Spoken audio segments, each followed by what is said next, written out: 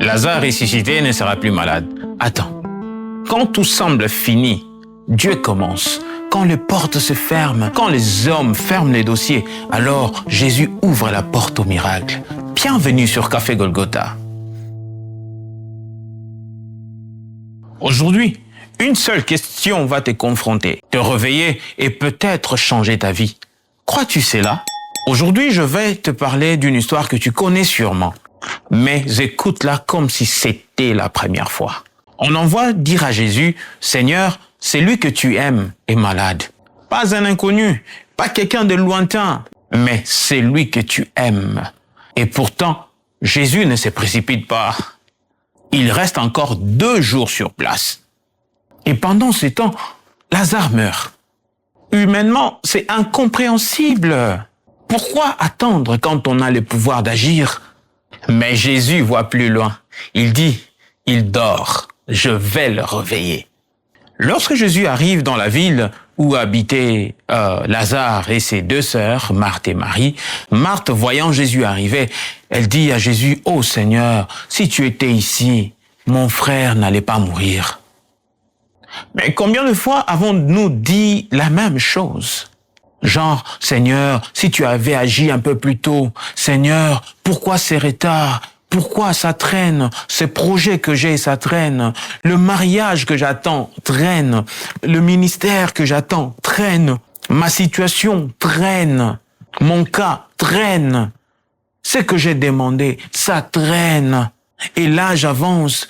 J'ai comme impression que la montre et les calendriers sont en train de combattre mes ambitions. Mais Seigneur, agis, ça prend trop de temps.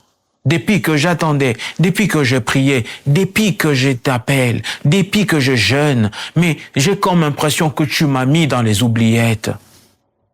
Et j'aime encore, c'est que Marthe rajoute, elle dit, « Seigneur, je sais que maintenant même, tout ce que tu demanderas à Dieu, il te l'accordera. » Et là, on lit qu'il y avait vraiment une foi, la foi existait encore. Ainsi Jésus lui dit, « Ton frère ressuscitera. » Mais en écoutant cette parole, Marthe pense au futur. Elle dit oui, il ressuscitera au dernier jour. Et Jésus le ramène au présent en lui disant, je suis la résurrection et la vie.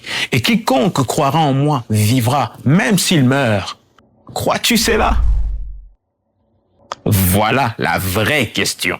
Ce n'est pas comprends-tu, ce n'est pas non plus vois-tu, mais la question c'est crois-tu? Quand tout le monde dit que c'est fini, Jésus dit, ce n'est pas encore fini. Quand tout le monde dit que c'est trop tard, Jésus dit que c'est lui qui a le dernier mot. Aujourd'hui, peut-être que quelque chose dans ta vie n'a plus de vie. Un projet, une relation, une foi, un rêve. Mais sache que Jésus n'a pas changé. Il est le même.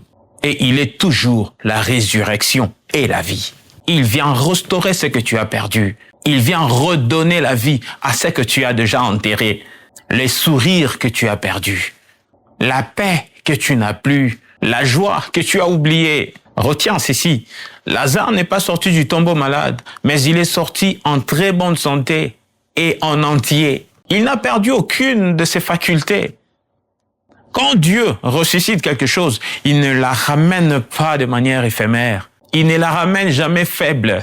Car il restaure pleinement. Retiens ceci, ce que Dieu touche ne reste pas à l'état où il a trouvé, car il restaure pleinement. Alors ne regarde pas à ce qui est mort, à ce que tu as perdu, à ce que tu as enterré, mais mets ton regard sur celui qui donne la vie.